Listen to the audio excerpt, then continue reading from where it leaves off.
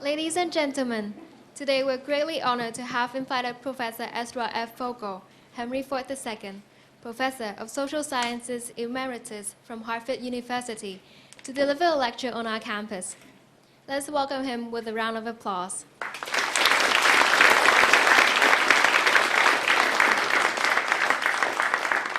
May I also welcome you all to the lecture this afternoon. I'm your Master of Ceremony today. I'm Letty, a U1 student from Chinese University of Hong Kong. First of all, may I have the honor to invite Professor Joseph Song, Vice Chancellor and President of the Chinese University of Hong Kong, to deliver a welcoming speech and introduce our speaker.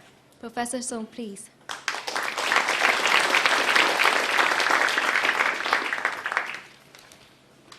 Professor Vogel, distinguished guests, fellow colleagues, students, ladies and gentlemen.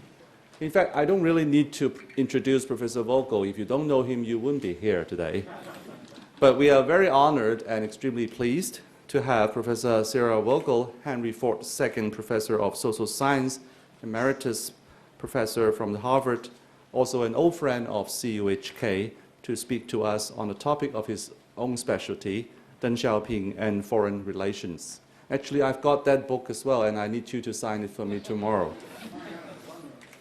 Professor Vogel is a leading expert in the world on the study of contemporary China and Japan.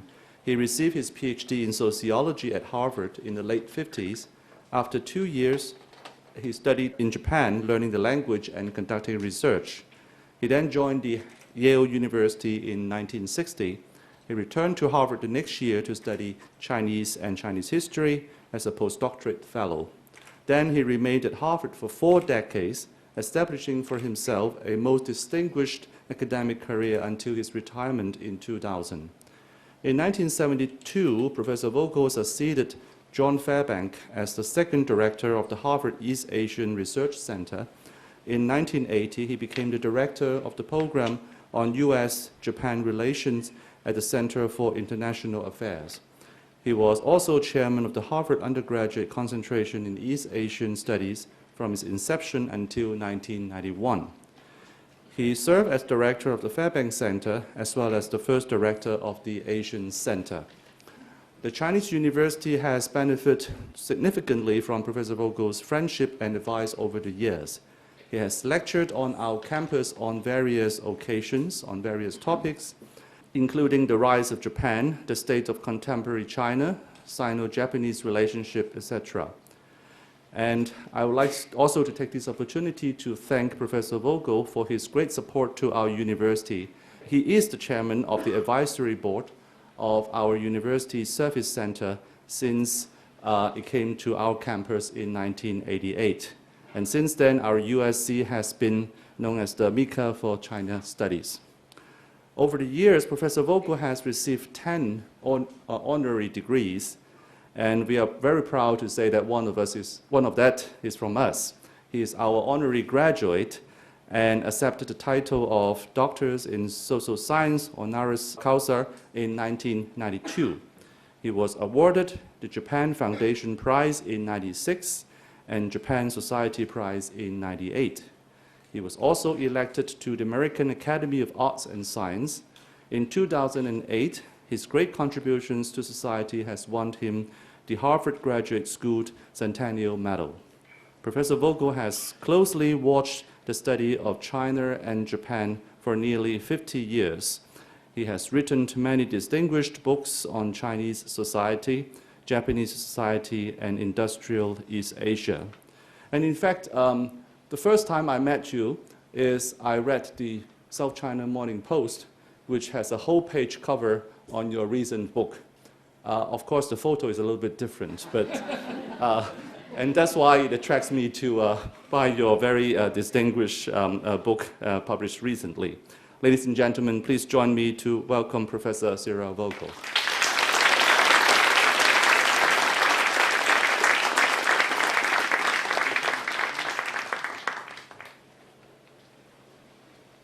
Thank you, President Sung, for that wonderful introduction. It's more than I could hope for. It's a great pleasure to be at Chinese University. The first year I spent in Hong Kong was 63-64. And at that time, we took a train out to a little rural village called Shatin. And we came here, and I saw the Baptist College, and I saw some buildings going up, and people were saying, someday we'll have a Chinese university. So I feel as if I was present at the birth of your university. And then in 1982, I had the pleasure of being here for about 3 or 4 months, and I've come back often, and it's always a pleasure, and I think of this as my home in Hong Kong. And I used to stay at the Faculty Guest Lodge, and I've stayed at the Yale Guest Lodge, and I'm very appreciative for what this university stands for and what it does, and I feel very much a part of it, and it's a special pleasure to address you today. When I retired in the year 2000, when I was 70 years old, I was deciding what to do when I grew up, and I decided that rather than continue to teach, there were many more energetic, able young people, let them teach, and I wanted to do something that I thought would last and make a contribution. When I did Japan as #1, I felt that that helped wake up Americans before Japan got too strong. And this time, as I thought about what I could write about to help educate Americans, I felt, of course, it was about China. I didn't need to use any shocking title like China as #1. People knew China was important, so I didn't have to do that. And I thought I would do a research that a scholar could do. If you try to understand as a scholar what's going on today, it's much harder. But if you look back 10 years, 20 years, 30 years behind, then you already have a written record, you have materials, you have people you can interview. And so I felt that to understand today's China, nothing would be more important than to understand how Deng Xiaoping led the transformation, because I think he really played an extraordinary role. So when I went back, I started reading mostly the English works, some of the simple Chinese works, before I had to dig into the Chinese materials. And one good thing about Harvard is we have a lot of talented people from around the world that come there, and I used all the connections I possibly could to interview people. And I think that I've been very fortunate that I could interview a lot of people on all sides of the street. In the 1980s, people like Liu Bingyan and Wang Leshui and Dai Qing came to Harvard, and it happened that all of them lived in my house on the second floor apartment up above where I live, so I came to know them very well. And I also came to know some of the people who were much more on the side of the government and had very different views. So in my research, I had wonderful opportunities to see many different people. So what I thought I would talk about today is one important feature of what Deng did, and that is his role in opening up the country. In doing the research, I felt it's not fair to Hua Guofeng to say that Deng opened up the country.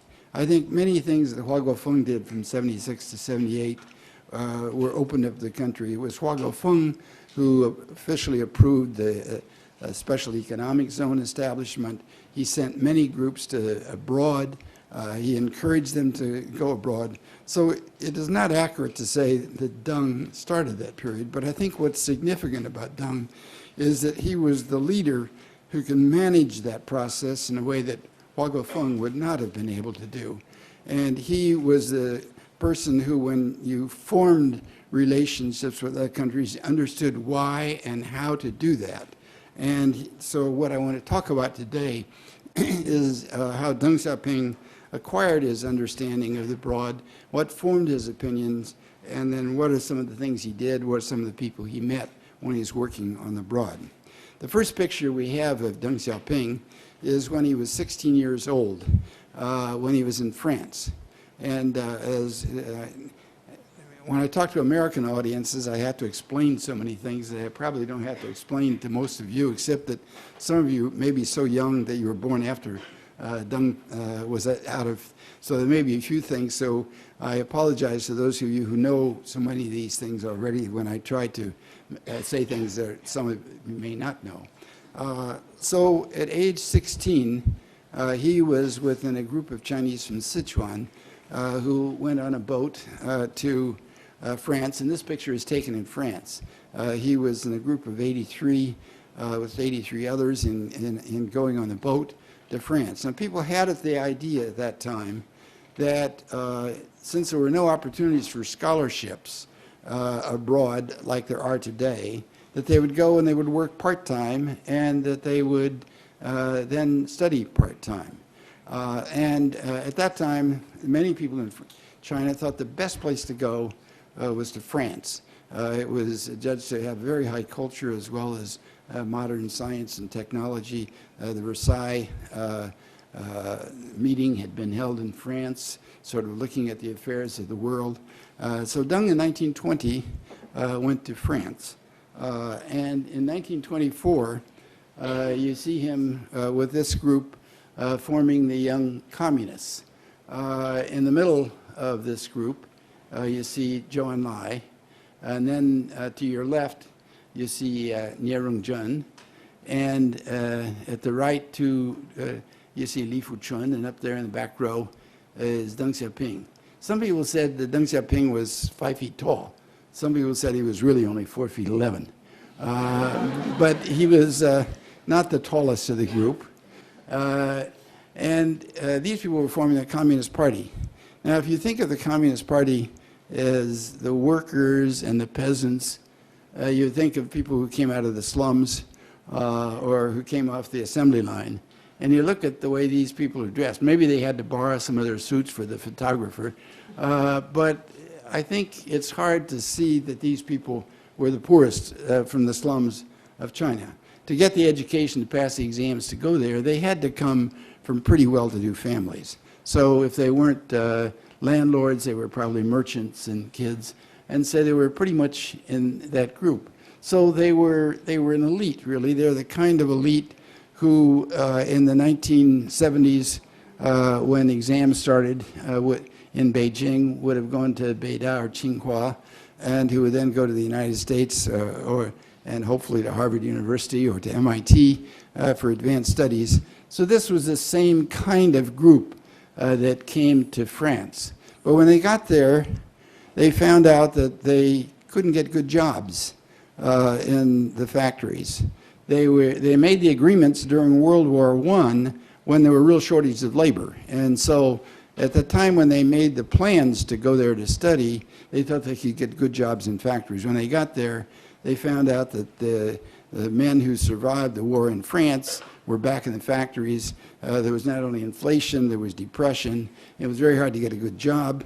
And so the French workers got the lowly jobs, and taking advantage of market opportunities, the owners of the companies paid them very little.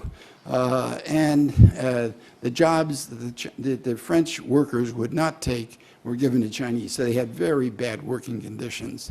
So when they started these elite groups who thought they were going to go to college, found out they were not able to go to college. They didn't have that opportunity. And they tried to explain, what was going on. They started study groups, how to explain what the situation, what they all hoped to do was go back in China and help it modernize and build a strong country. And yet they were not able to accomplish what they were. And they started reading various things. 7 years before this picture was taken, of course, the Russian Revolution took place. And as they read the explanation that came out of Marx from the Russian Revolution, it was very fresh at that time, which said that capitalists are trying to exploit labor. Local labor of imperialist countries are exploiting workers from other countries. And it made sense. And those ideas gelled. And so when they tried to think about how they're going to go about strengthening China, the identification with the communist movement was very strong. But it's not the people who come from slums. It's the vanguard, people who were really from an elite group who would lead those workers, and their own experience at the bottom of the working class in France led them to gel. Of course, during the fighting in the 1930s and 40s, you didn't need high-level economists. But in the 1950s, as they were beginning to build the country, and you're trying to think how you build a modern country. You need science, you need economics, you need foreign relations, and you need leadership that understood foreign things. And this group played a very central role. Zhou Enlai, of course, is premier and manager of foreign relations, Nie Rongzhen of science, particularly military science, Li Fuchun in the first 5-year plan, and Deng as General Party Secretary. They all played very key roles in building China, and their experience in France, even though they did not have a chance to study at the universities, they lived there for several years, and they could see how factories were run, and they could see what things were happening. And so they learned a tremendous amount, even though they weren't from universities. After Deng came to Beijing in 1952, he already had important positions in the party. He had already been in charge of the Southwest Bureau from 49 to 52. And in the early 1950s, he assumed at first a government position, but then a party position. So he didn't meet people in the West at that time, but he had an opportunity to meet many people from the communist world. And because his main responsibility after he was in Beijing for a little while was with the party, he had a chance to meet Communist Party representatives from other countries. This picture was taken in 1957 with Mao. I wanted to illustrate that, he was already very close to Mao, and Mao considered him one of his potential successors, even as early as this, and he had a chance to meet people from the communist world. Here's another picture of Deng welcoming Khrushchev in Moscow, seeing Khrushchev in Moscow in 1960. But Deng was also there in 1956. I think he'd been there 7 times already when he first assumed powers in 1978. But in 1956, the 20th Party Congress, when Khrushchev denounced Stalin, he could see instantly that nearly everybody in the Soviet Communist Party of importance had been in some ways associated with Stalin, and therefore was very much damaged by those wholesale overall criticisms. And he learned that that ruins the authority of the party and makes it very difficult to survive. And it was clear to him from that time on that if China should ever have such a situation, they would criticize a previous leader in a way that didn't destroy the authority of the party. Because he had a chance to meet many communists from different countries, here he is with Uncle Ho. Of course, Uncle Ho had been in France at the same time Deng was. Uncle Ho had known Zhou Enlai, he hadn't known Deng Xiaoping, but he played a very important role. Of course, in France, they were both fighting against the imperialists in the early days. They returned to the country they were. But when they both became identified with their country and their government, their national interests were not exactly the same. So in the 1970s particularly, their interests began to depart. But here they are as allies in the communist movements. Here is Deng going off to Moscow. This is the last of there had been 9 letters exchanged between the Soviet Union and China criticizing each other. And one of the, and Deng had taken a leadership role in all of them. And at the very end, Deng is off to meet Suslov and argue with him about the big issues. And Mao was so proud of Deng's ability to argue. He had been so successful in 1957 in arguing against them that he sent them. Now, if you look at Deng, he's not quite 5 feet tall, but he doesn't look as if he's suffering from an inferiority complex. One of the things that Carter said, President Carter said, is that often when he met Soviet people, it looked as if they were trying to impress him. He said with Deng, there was never any problem with that. He just got down right to business right away. Now, in the Cultural Revolution, I'm sorry the people back there can't see, right? There's no way to correct that. I don't know what to do about that. Is there any? I guess there are no empty seats to, so you just have to imagine what's going on in the pictures. That in 1973, after the Cultural Revolution, Deng was allowed to return to Beijing. He'd been down and sent down to Jiangxi from 69 to 73, which when I talked to another Harvard faculty, David Gergen, who does a lot of work on leadership, he says that's a very common experience, what we call living in the wilderness before resuming to power. People like Churchill, de Gaulle, Abraham Lincoln, they'd all held high positions. They go down to the countryside for a few years, and then they return to a fairly important position, and then they have a very clear, much clearer idea of the main things that they want to do. So here is Deng, after 3.5 years in Jiangxi, returning to Beijing. The first night he appears, it's at a banquet that Zhou Enlai threw for Sihanouk, and there's Deng as if nothing had happened during those 3.5 years. He's just back to normal in business in Beijing. This, to me, is a very poignant picture because Zhou Enlai had, of course, been in charge of foreign relations, and when mainland China resumed the seat for China in the United Nations in 1971, replacing Taiwan, it would have been logical for Zhou Enlai, for all his contributions, to go to the United Nations and make the representation of China joining. But the first major speech where a Chinese leader was asked to give a talk to the General Assembly turned out to be in April 1974. Zhou Enlai at this time was sick with cancer, and he was also on the bad list with Mao for having been a little too weak and soft with the United States. And he felt Mao felt that Deng was much more reliable, much tougher. He'd been very tough with the Soviets, and he could be tough with the United States. So here's Zhou Enlai at the airport, not being able to go to New York to give this wonderful, honorable speech as the representative of China joining the UN, but passing it on to a younger man, Deng Xiaoping, that Mao selected to go to the UN.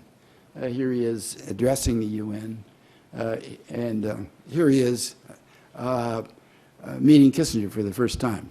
And when he met Kissinger for the first time in 1974, Deng, of course, pointed out that when Kissinger was there before with Nixon and so forth, that unfortunately Deng was not allowed to meet him. He was down in the countryside. And Kissinger was used to the suave Zhou Enlai, and he wrote in his memoirs of this trip that it seemed as if Deng were on a training mission, that he didn't seem all that experienced. I think, in a way, Kissinger's judgment is not quite fair to Deng, because it's true that he didn't have all the decades of experience in foreign relations that Zhou did, but also he was very much worried about what Mao was thinking. He had just been allowed to come back. He was under test and under inspection by Mao. Mao was very angry at Zhou Enlai for being too soft on the West, and Deng was to be stiff and tough in defending, and so he took that position. And therefore, when I asked Kissinger about this, he said, yes, it's true that when he first met Deng, he felt that he wasn't quite like Zhou Enlai, but that later he came to have great respect. On the left, of course, is Chia Guanghua, the foreign minister, and when questions came up during this conference that Deng didn't feel comfortable with, he asked Chia Guanghua to make the answers.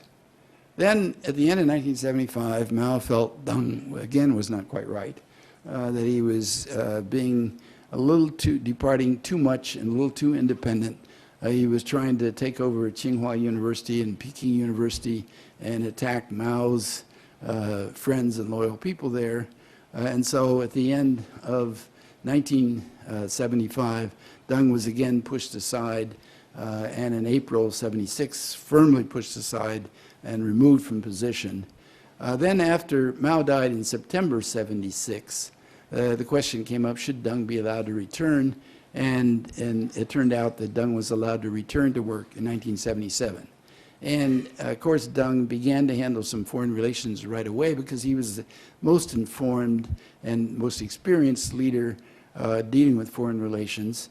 But he said that he wanted at that time to take over education, culture, and science, technology.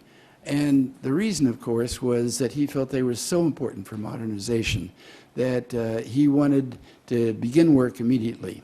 And in August 1977, within 2 or 3 days after he returned to work, they had this meeting of high education officials.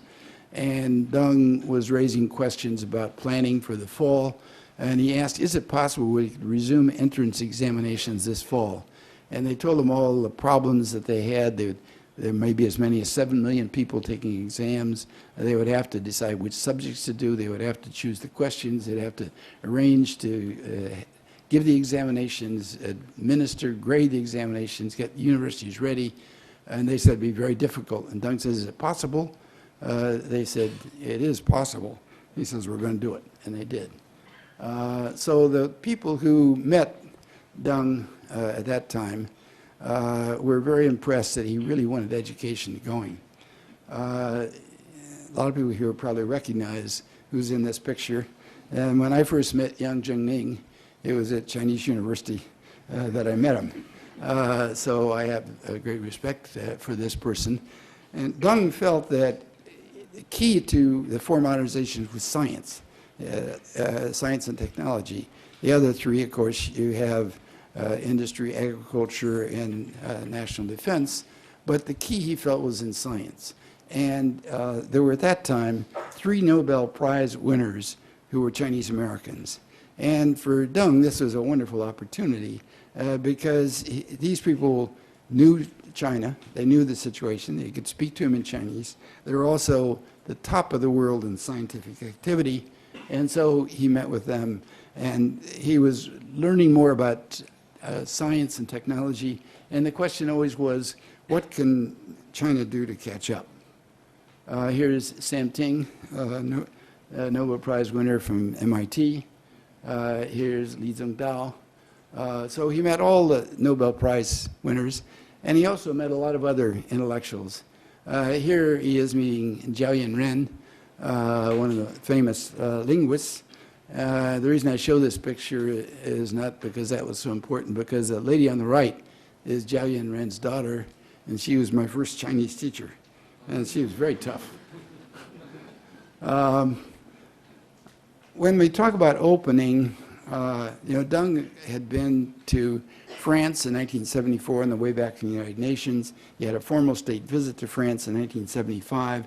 So he'd had opportunities to get a sense of how far China was behind. But one thing I felt had been neglected in a lot of the Western accounts of what was going on in 1978 is the change of attitude among the high officials.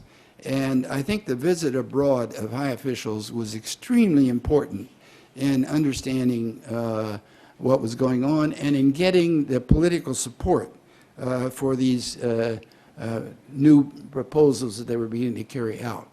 And among all the trips, the Gumu trip was the most important. Gumu was vice premier, and he had in his delegation people from all the major ministries, economic planning, economic commission, and from some of the provinces. One of the vice governors from Guangdong was also in that mission. So he had some very high-level officials, and they spent 5 weeks in Switzerland, France, Germany, Holland, Belgium, and they came back and they were to report one afternoon at a meeting that started at 3 o'clock. They thought the meeting might last a couple hours. It lasted 9 hours. Went on to midnight. And the people who took part in that said that their conceptions completely changed. They'd been reading about imperialist countries. They'd had a lot of propaganda about how well China was doing. But they realized as a result of this that they were really far behind. Not only that, but the other countries they thought were imperialists were ready to help them. They were ready to invest. They were ready to share their technology. When they wanted to see factories, they were shocked that they were allowed to see them. A lot of the factories in China were not even open to ordinary people in China. But when they said, can we see these factories, the French allowed them to go ahead, and people in other parts of Europe were ready to open it up. So it was a complete shock, and that provided a very important groundswell. So when you say the third plenum changed history, yeah, I guess, my position is that you had to have a broader support for the kind of changes that were to come in foreign relations, and that those visits of outsiders played a very key role. Here is Deng talking to Gu Mu. Then, of course, we know that key things happened at the Central Party Work Conference before the third plenum, and here's a picture of that work conference. And here is Deng and Chen Yun. In my book, I spend a lot of time on Chen Yun because I understood very early that the key other person in leadership position during the Deng period was Chen Yun. And I felt to understand what Deng was doing, you had to understand the other person. I spent almost a year reading about Chen Yun and talking to his son and his daughter and other people who had specialized in Chen Yun. And I think the tension between Chen Yun, a lot of Western economists, want to slam him as a person who didn't believe in markets. But I don't think that's fair. I think Chen Yun was a very cautious person. And when I gave a talk one time in Singapore about Chen Yun, one of the men stood up and said, now I understand Chen Yun. He was the chief financial officer. And just as in the company, you need a person who always has to think, where are the resources coming from? Do we have enough resources? And that was his responsibility. And Deng's responsibility as a leader was to push ahead. So there was a certain tension between them. And I don't think you have to put it in just in nasty power struggle terms. I think there were very different perspectives that they had. And Chen Yun also had no experience in meeting foreign Western leaders. He had met a lot of Soviet leaders, and he was close to them, and they had been very helpful in the planning process, but he didn't have the contacts for the Western leaders. So it was quite a different perspective than Deng had. Here we back up 2 months before the third plenum. Deng had decided the two key countries that he needed to work with for reform and opening were Japan and the United States. In the summer, Deng had already signed a key treaty with Japan that made for better relations. And in this visit, in the 2,500 years of history between China and Japan, no top Chinese leader had ever met the Japanese emperor. The first time anybody met the emperor was when Deng Xiaoping visited him. And we, by rules of the Japanese imperial household, you don't have records or minutes of the meeting. But both Deng and the Japanese who took part said it was a very good meeting. The emperor, in effect, in his own way, apologized for the horrors and said that he didn't want to have these things again. And so that provided a kind of basis of relationship that Deng felt was very important. It was very important for Deng understood the Chinese political scene very well. He knew that he not only had to appeal to Japanese, but he had to appeal to Chinese who still hated Japan, that they had to learn from Japan and accept their leadership. And he felt that in order to do that, you needed broader cultural products also. So in the 1980s, he was ready to introduce a lot of Japanese novels and television and other Japanese cultural products that were much stronger in the 80s than in the 90s after Deng's period. In Japan, he visited, among other places, Kimitsu steel plant. The man that you see on your right in the white hat is Inayama Yoshihiro, who was head of New Japan Steel and head of the Japan-China Business Association, and so was very helpful to Deng. And of course, that was the factory that became the model for the Baoshan, the first modern steel plant in China. When he wrote on the Shinkansen, he was very concerned that not only Jiang Qing, but a lot of others in China felt that China had been fawning too much on the West. And Deng was determined not to fawn on the West. On the other hand, he wanted to show that they understood that there was scientific progress in Japan and things to learn. So when people say, what did he think of the Shinkansen? His answer was, it's very fast. It's a very simple, straightforward recognition of the technology, things to learn, but not fawning. He insisted while in Japan to see Tanaka Kakue. Tanaka Kakue at that time was under house arrest for the Lockheed scandal. And Deng still insisted on meeting him. He said, you know, when you drink water, you have to think of those who dug the well. And he dug the well of Chinese-Japanese relations. In 1978, just before the third plenum, he traveled to Southeast Asia, and he met Li Guanyao. Prime Minister Li was born in 1923, about 19 years after Deng. But they had instant respect for each other. They both, although Li Guanyao went to anglicized schools, he read about the Chinese tradition, had a sense of it, and they both admired strong authoritarian governments. They had fought to unite their country, and they were determined to be tough but modernize and to learn about the outside world. And I think of all the foreign leaders, probably none had a better understanding and kind of connection with Deng than Li Guanyu.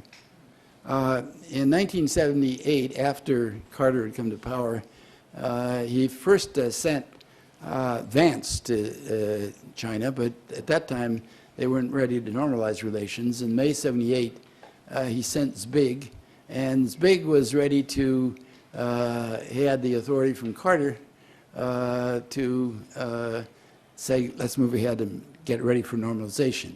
The man in the white hair at the far left, of course, is Art Hummel, who is our ambassador and very distinguished leader of our China school. So during the fall of 1978, Woodcock was working with Huang Hua, who's next to Deng there, in the discussion, most of the discussions. At the very end of the discussions, for the final issues, Deng and Woodcock met directly, and here they are toasting in the middle of the month the conclusion that they've agreed to normalize relations between the two countries. So when they asked, the United States was very concerned. They knew Hua Guofeng was still chairman and was still prime minister, and so we didn't want to say we invite Deng. So when the American officials passed on to Deng, who was the go-between on international issues, say we want to invite a leader from China, they didn't say we invite Deng. They said we invite a leader from China. And Deng said, good, I'll be there next month. And so they arranged for him to come. And in the middle is Ji Chaozhu, whom some of you may know. I happen to know him quite well because although I didn't know him when he was a student at Harvard from 48 to 50, I got to know him quite well later, and I had the pleasure of showing him around when he came back to Harvard after he joined the government. But here's Deng and Jimmy Carter in Washington, a very successful visit. Here they are waving. Here they are signing the normalization agreement. And just as he met Tanaka Kakue, who was in trouble because of Lockheed, so in the United States, the guy who started normalizing relations with China was Nixon, who was then in trouble with Watergate. And Nixon had not been to the White House since he was thrown out with Watergate. And Deng said he wanted to see him, and the same logic, of course, when you drink the water. Of course, they weren't drinking water, but when you drink the water, you remember who dug the well. And so you got Nixon invited to the White House. Then Deng went over to Congress while I was visiting the United States, and if you see Deng sort of in the middle, the short guy, and Ji Chaozhu, one of the things Ji Chaozhu said, he had trouble because he always had to bend over to talk to Deng, who was partly deaf. And Deng didn't seem to appreciate that he was always humble, bending his back over it. But anyhow, just to your left of Ji Chaozhu, you see Tip O'Neill, the man who said all politics is local, who was, at that time, he was Speaker of the House. And he entertained Deng for about an hour, telling about all the ways in which Congress fights the White House. And Deng was very entertained. He liked O'Neill. He invited him to come to China, and he came to China the next year. They had many nice visits. Then at the end of the conversation, after O'Neill had told him about how they fight at Congress and the White House, and how important it is for democracy, Deng said it wouldn't work in China. He wanted much more centralized authority than was true in the United States. Here he is in visiting an American factory in Atlanta. And as President Sung said, I'm the Henry Ford II Professor Emeritus. And so I never got to meet Henry Ford like second like Deng did, but I was able to benefit from his largesse. Here we are getting ready for the famous picture. Deng is down in Texas, and he's at a rodeo seeing local color. And Khrushchev visited, I think, Iowa farm, and so Deng was visiting America. And the lady rides up and offers him a cowboy hat, and Deng decides to put it on. Some people thought Deng shouldn't put on anything like that, but Deng moved ahead. And that became the key picture in the United States of the Deng visit. And it became kind of a symbol that after all, even though this guy's a communist, he's somebody, you know, he's human and you can work with him. And Orville Schell, who was a journalist and now at the Asia Foundation in New York, was there at this time, and he wrote about this occasion and what the picture meant when it was replayed in China. He said it was as if all the advertising and all the propaganda about the horrors of American imperialism suddenly dispersed in China, and it was all right to imbibe American culture. And this picture became kind of a symbol of, to the Chinese, both the Americans and the Chinese, very important symbol for the two countries being able to work together. In 1975, Deng had 1 year when he was in charge of things in Beijing, when he was deputy premier and then became deputy chairman. And the U.S. had established a liaison office in 1973. And in 1975, just that 1 year when Deng was in charge, the person in charge of liaison office that year was George Bush Sr.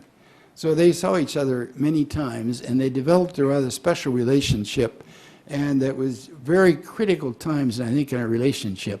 And, one of the things that Deng was very concerned about from 1979 to 82 was that we're selling far too many arms to Taiwan.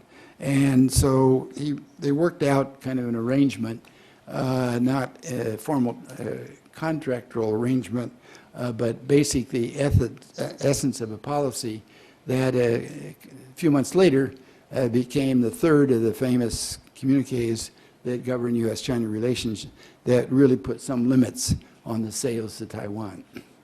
Of course, when Reagan was first running for president, he was telling about all the wonderful things he was going to do for relations with Taiwan, and that was not much appreciated by Deng and other Chinese leaders. But once Bush Sr. had resolved the problems of arms sales, and Reagan quieted down on formalizing normal relations with Taiwan, he was able to visit China and spent about a week there and had quite a good visit with Deng. And you'll see what Reagan said at the end of the visit. He didn't seem like a communist. And the story is known much more to you than to me. But you remember in 1982, Maggie Thatcher visited Beijing and discussing Hong Kong's future. And her advisors at home tried to tell her that Deng had already decided that China was going to resume sovereignty in '92.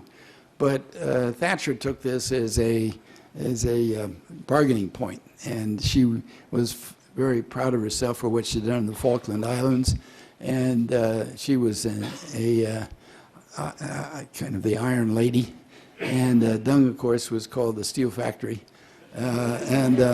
after they met, you remember the famous picture that was replayed in Hong Kong so many times where she slipped on the step, and that became a symbol of how the steel factory went out over the Iron Lady.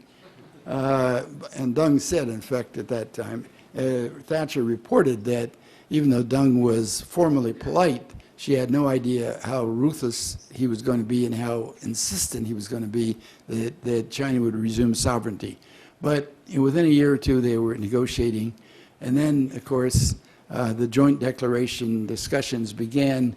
And in December 1984, she went to commemorate the fact that a joint declaration had been reached. And here she is, very happy, very elegant in meeting Deng Xiaoping and congratulating each other on that success.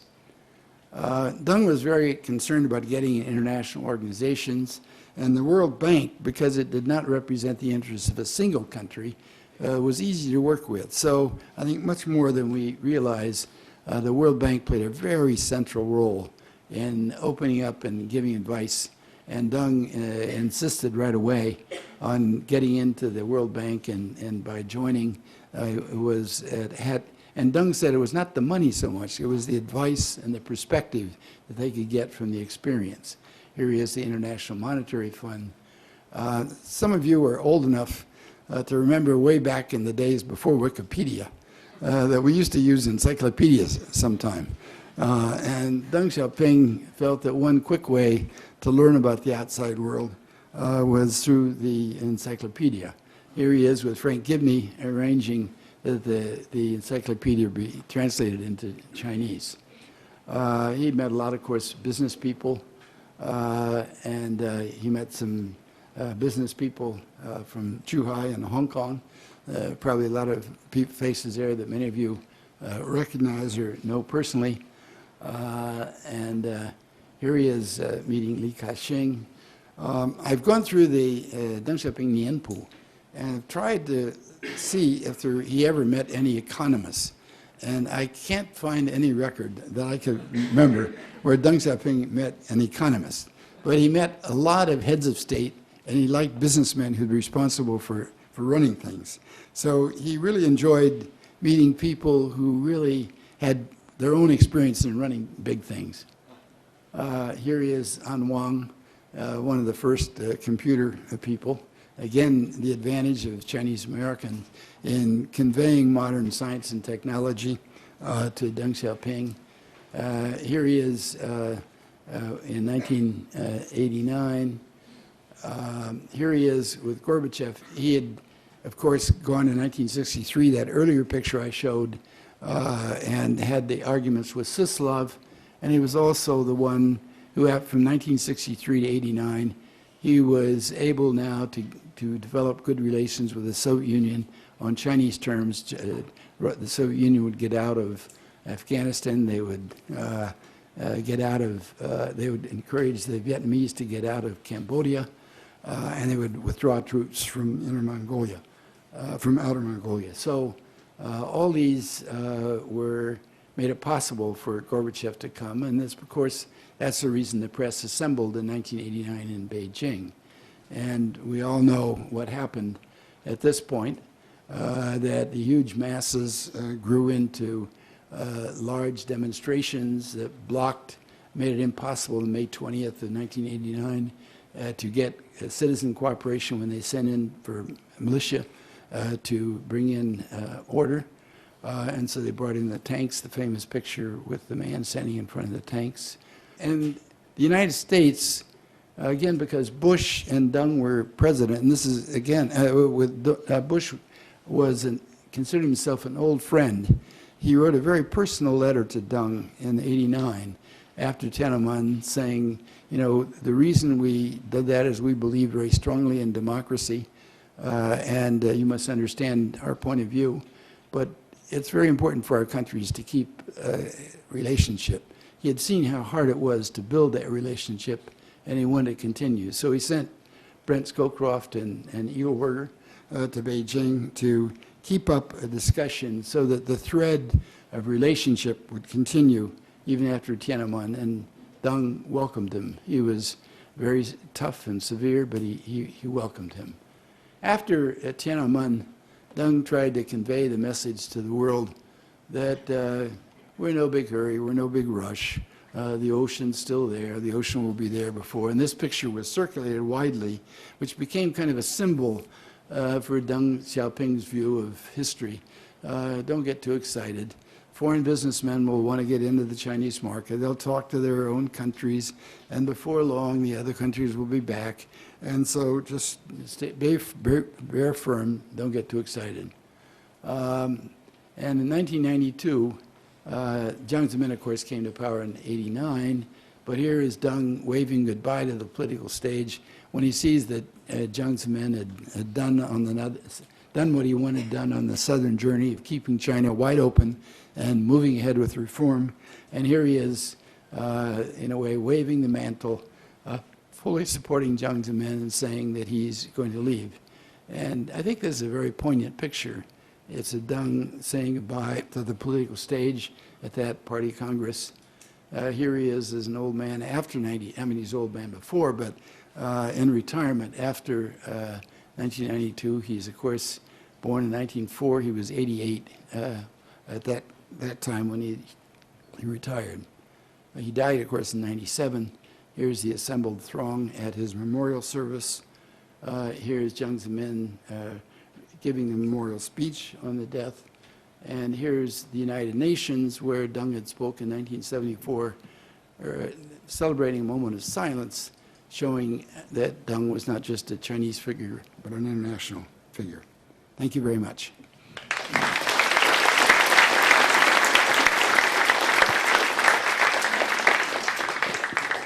So I'll be happy to take any questions.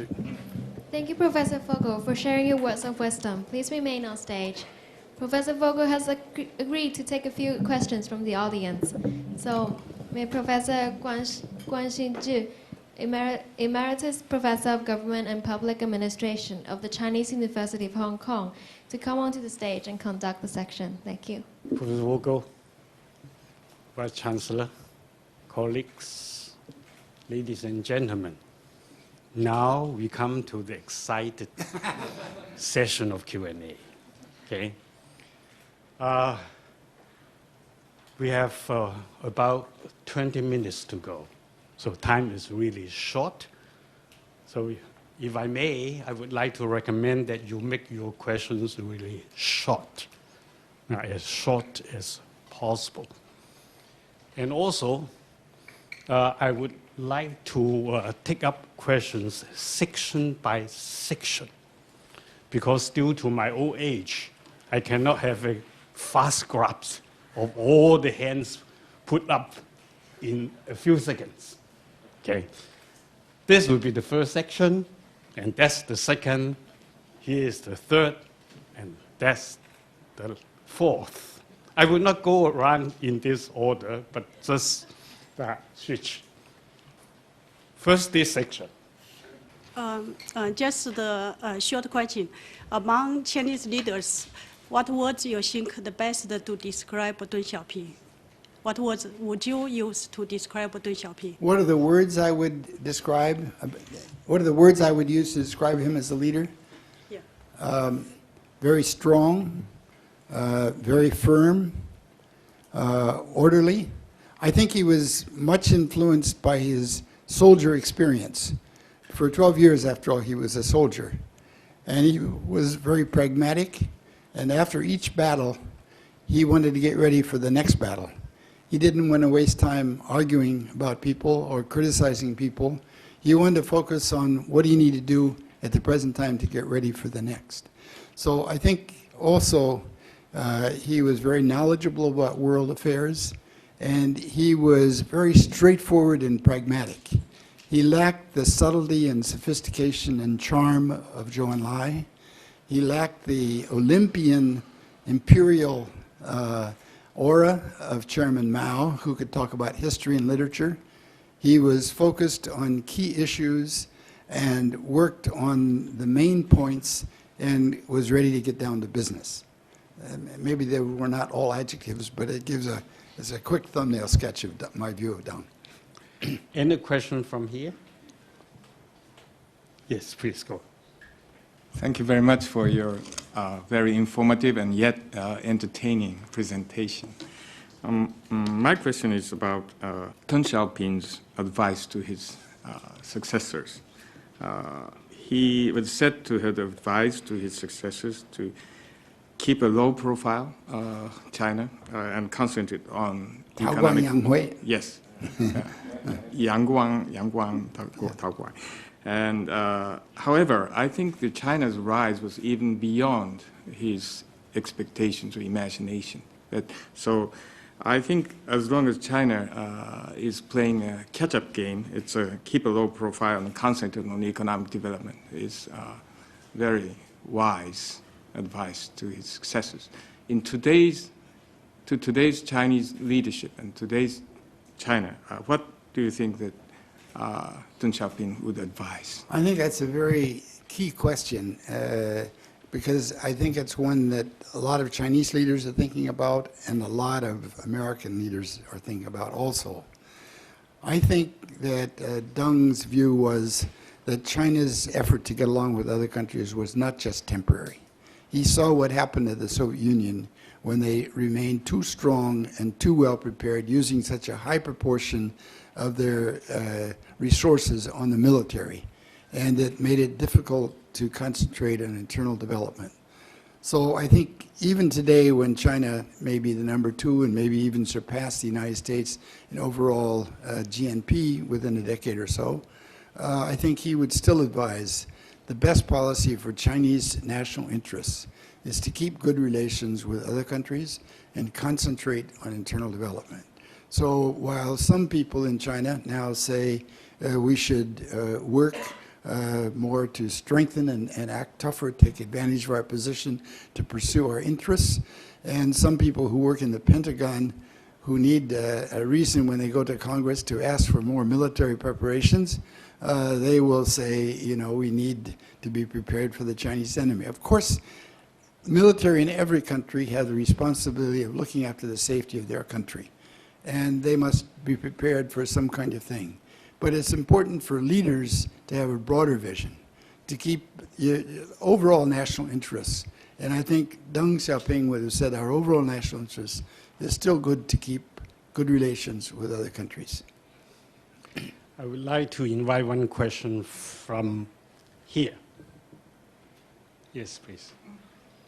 I have read a lot of the story and the books, and I just want to know your point of view is that how can he still perform such a big job in such a big, difficult time, and in such a great achievement in history of China, modern China. I think that the 3 times up and down, the first time turned out to be in the long run very helpful because he was criticized the first time for being a part of the Mao Zedong faction. So even though he suffered for many months, I think that created a special bond with Mao that was very different from, for example, Liu Shaoqi's relationship with Mao. So even when he put Deng aside and criticized him, he didn't want to destroy him. He always felt that it was like putting a person aside, teach him a lesson, and then maybe he would, could still play a role later on.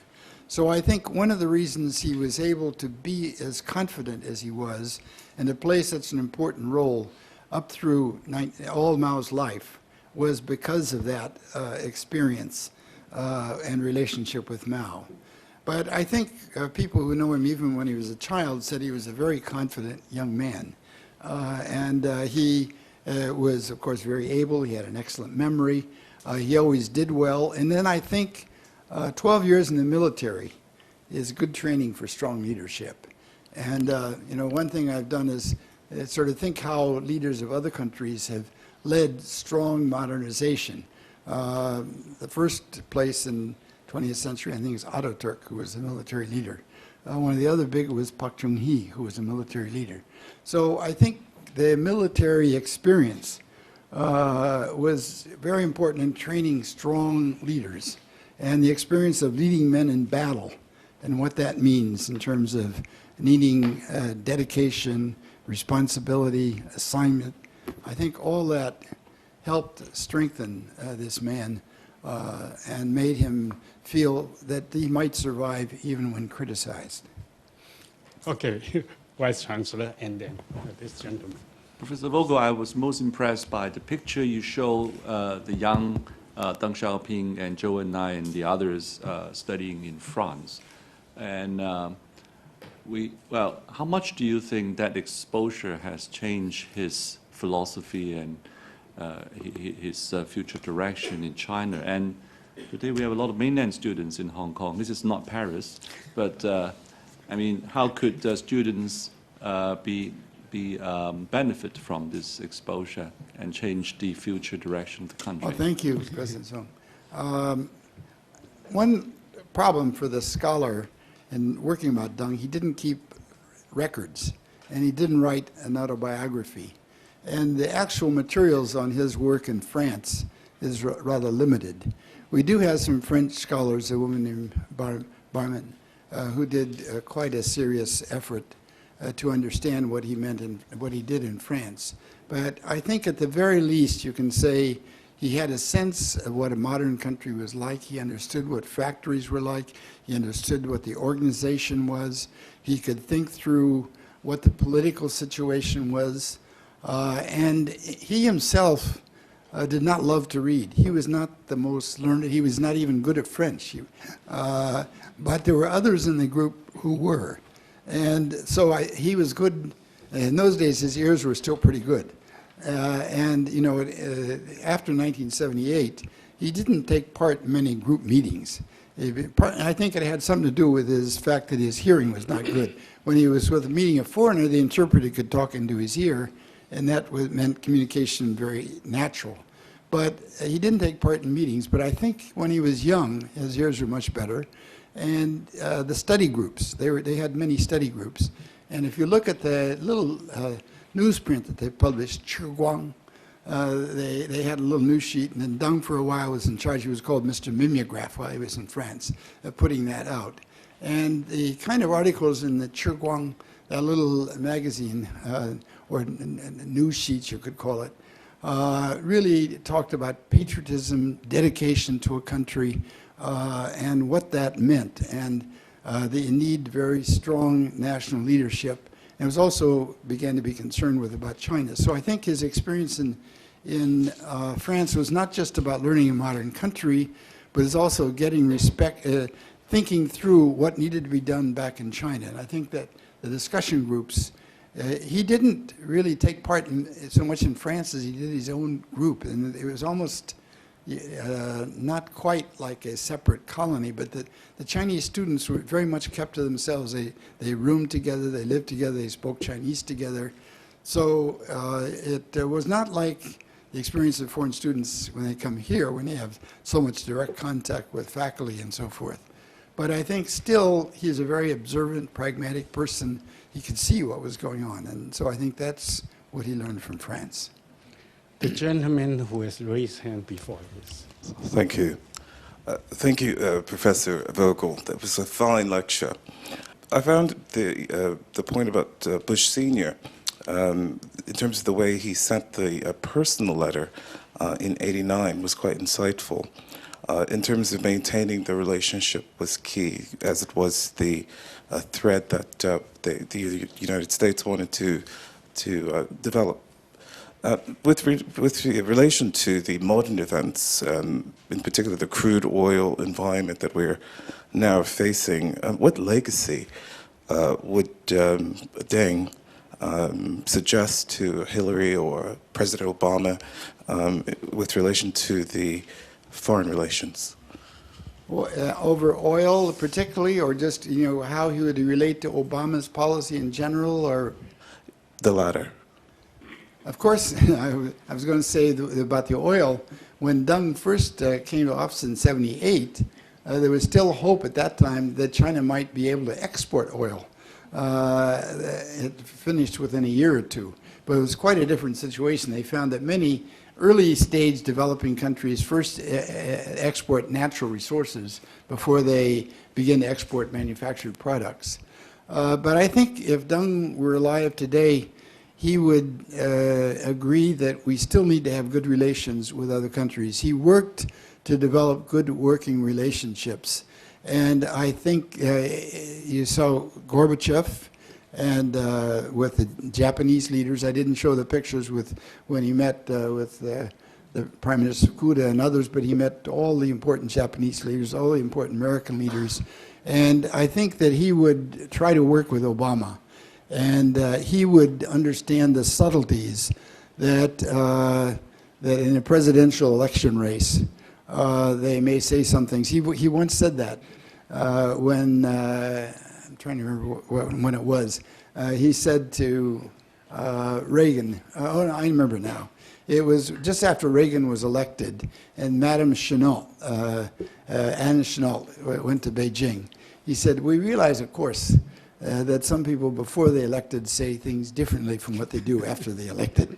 So he would have understood that presidential elections are a rather special occasion when people say things, and he would have been quite more concerned about actions than he would about those words, and he would expect them to settle down somewhat afterwards.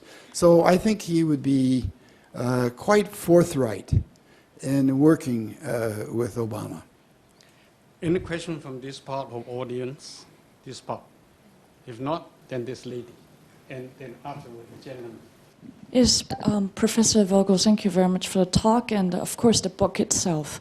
New York Book Review of Books recently published a rather unfriendly review, but I just really am so curious to hear about your response to the arguments that the book itself overweights the Deng Xiaoping's commitment to economic opening, but rather lack of concerns of political reforms. Maybe you really could elaborate on his political views or views on China's political future. I think of the reviews, I've been basically delighted that it's received so much attention and such rave reviews in most places. And I think it's quite understandable, particularly that people who were in Beijing as reporters in 1989 and saw the killing in the streets of Beijing would be very upset, and that would overwhelm all their views about Deng. And I felt very much the same way. And I think most people who saw those pictures would feel the same way about that horrible thing.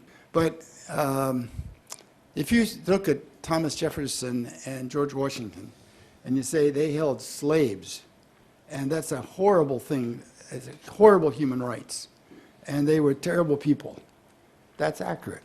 I think that's a fair comment. But then you must say, what was their historical role? What did they do in founding the country? And that's a different issue. And I think it's true that Deng clamped down in 1989, and he was a tough person. And maybe he did not introduce as much democracy as might have been possible. But he played a very important role in that transition from China, from a poor country that was very divided and very confused, to an organized country that brought progress to hundreds of millions of people and brought education and linked China with the world in a way that's extremely different. So I would say that in balancing Deng's contribution, that one has to balance the toughness. And the other thing is, I think it's hard to judge whether something was needed. To keep order, sometimes you do need to crack down. Sometimes it's unnecessary, sometimes it's excessive. That's a very hard thing to judge, either from the outside or the inside. I think the instincts of most of us, particularly young people, is to rebel against authority, to clamp down. But if you're responsible for the country, maybe you don't have to be a bastard to think that the country needs, and that you do need some sacrifice. After all, millions of people lost their lives in the Civil War in China and in the Great Leap Forward. So it's understandable why a leader would decide that he thought for the good of the country that it was needed to crack down. And we know how horrible the crackdown was in Beijing in 1989. We know how horrible the anti-rightist campaign was in 1957. Those are all true. That's part of the story. But I think part of the story also is that he led the transition of a nation that was poor and suffering to one that was successful And that's extraordinary. It's hard to think of, I can't think of a leader in the 20th century who did more for more people than Deng did. So that's where my evaluation comes out. The gentleman behind Professor Wu Fengshi. My question has just been answered by this question, but I have a subtle question about in the presentation, Professor, you present the picture Deng visiting Japan and Singapore, and what do you think that Deng's ideology to make the Japanese and Singaporean projection on China's economy development? I think he felt that Japan had so many modern factories. He visited steel factories, as I say, he rode in the Shinkansen. He visited Matsushita, which makes National and Panasonic, all those, and visited old man Matsushita. And he felt that for high technology and advanced modern science and technology, Japan was the best place to go, and that he could get a lot of help, and that he could help promote that and help promote the Chinese to understand that it would be in their interest to work with those Japanese. In terms of Singapore, the Singaporeans, of course, value very highly the fact that Deng spoke highly of Singapore and that he wanted it to be neat and orderly. And that after all, until, when I was in graduate school, some people said that Chinese civilization doesn't work well with modernization. There was some faculty felt that way, because if you looked at all the places where there were large Chinese population, there was no really modern country. But Singapore was one place. After all, they were ethnic Chinese. They had been very modern. If you'd been able to visit Taiwan, you would have found the same thing.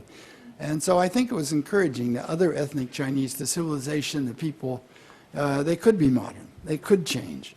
At the same time, however, he said about when somebody brought up Singapore, he said, if I had only one big city to govern, it would be a lot easier. I think Singapore was a good model for cities. He brought Go Kung Svi to help with the coastal development in some cities. But for national development, I think Singapore was not large enough. And I think the Singaporeans did not have sufficient understanding of the things between national and local, that when they developed their projects in Suzhou, they underestimated how much local people might have different views and different ways of handling things than the people in Beijing. So I think that he learned some things. He was very impressed with Singapore. But of course, the Singaporeans advertise, they give a lot of publicity that may be more than is the actual impact on Deng's thinking. Now let me give the turn to, okay, you first. I've read your book. It takes a few weeks if you're working. Sorry about that, Steve. But it's a good value for your money. And it's not so high price if you calculate it by page. That's true. That's true. I've been thinking about Deng and his legacy, and I guess my question is, could another Deng Xiaoping arise in China today, or did he in fact leave a legacy, particularly after Gorbachev, of so much collective leadership that people would balance each other off, and it would be hard for one person to take an idea and drive it forward the way Deng did in the late 70s? Thank you very much. And of course, we're very proud the Consul General represents our country here. My sense is like this. It's the difference between a person who founded a company and owned the company compared to someone who grew up afterwards inside the company and comes up inside the company and then rises to the top leadership. Deng had fought wars, he'd been in revolution. He, in building, he had to think all the different kind of things you do to build an institution. But the people who come up inside the institution, they're milder, they're well-behaved, they get along with others, they do their assignments, but they don't have either the breadth of experience or leadership to take such bold decisions as Deng did. So I think it's very hard now in this kind of situation to expect anyone to play that role. It's both, I think, history and person that make a man in history. I mean, you can't separate those. And I don't see how, in the current situation, you could have a leader who is as strong as Deng, either in terms of the broad public support and also the confidence that comes from experience of doing so many different things. So that's my best guess, yeah. Time is up, so maybe I take the last question. Yes, please. Thank you, Professor Vogel. Thank you for your remarkable speech. And my roommate took a course in the Department of Government Policy and Administration. In one of her assignments, she was asked to write a 10-page paper discussing is today's China a socialism country since Deng's revolution. So in what way should we analyze this question in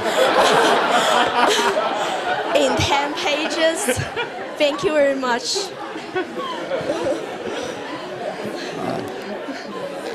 If she gets a good grade on the paper, I want you to let me know. Sometimes terminology does not actually precisely describe things. I think the way Deng thought about terminology is he tried to think of things that left a lot of room for pragmatic decisions. Mm-hmm. And so when he was confronted, with Mao's ideology, it's black cat, white cat. If it catches the mice, that's a good thing. Now, that's a very simple, saying, but it allows people to adapt to circumstances. You're no longer restricted by that ideology. And I think if you think about capitalism, I don't think he thought of China following exactly capitalism. I think he looked at it, you learn from all over the world, and whatever worked well, you did it. And I think in the end, if you want to call it Chinese capitalism with socialist, whatever you want to call it, or socialism with Chinese, whatever you want to call it, that there is a much greater role for government than there is in, say, the United States and Western European countries. You still have the Planning Commission. You don't have private property. Maybe he learned from Hong Kong. Maybe Hong Kong is a little bit socialist too in terms of the property use. You don't want to have business people have so much influence in the top policy. You want to have a party that's somewhat insulated from business pressures to make final decisions, and you want the party to have those kind of qualities. You also want to have bigger role for state enterprises and state ownership. So I think it's too simple just to say that's another form of capitalism, or he was trying to introduce capitalism but didn't use the word. I think there is a significant difference, if you want to call it capitalism, from the kind of capitalism we have. And so I like his terminology, socialism with Chinese characteristics, because it allows the flexibility for learning from a lot of good things from the Western countries, and a lot of making good use of markets, and yet having a strong political control at the top. I think that's the way he looked at it.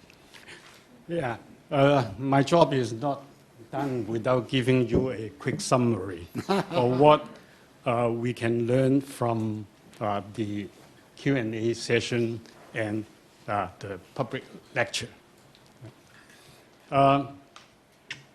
My reading is this lesson. There is a number of key factors in the formation of great leadership. These factors include, not exhaustively, upbringing, socialization, exposure to different worlds,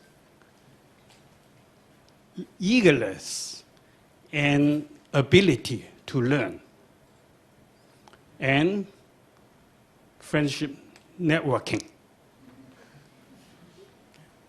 Let me therefore conclude my part by inviting you to give a warm applause to those members of the audience who raised the good questions, and to Professor Vogel, of course, for the wonderful answers in the lecture.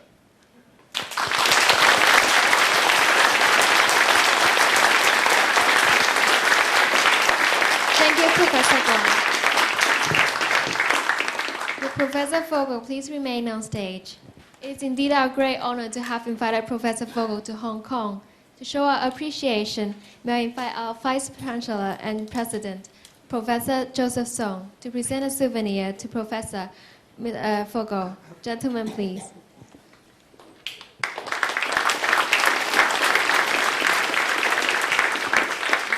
This is a painting stroll depicting the beautiful scenery of the Chinese University of Hong Kong by the internationally acclaimed Chinese painter, Mr. Wang Mingming. We hope that Professor Vogel will keep this as a memento of the university and come to visit us again in the near future. Thank you.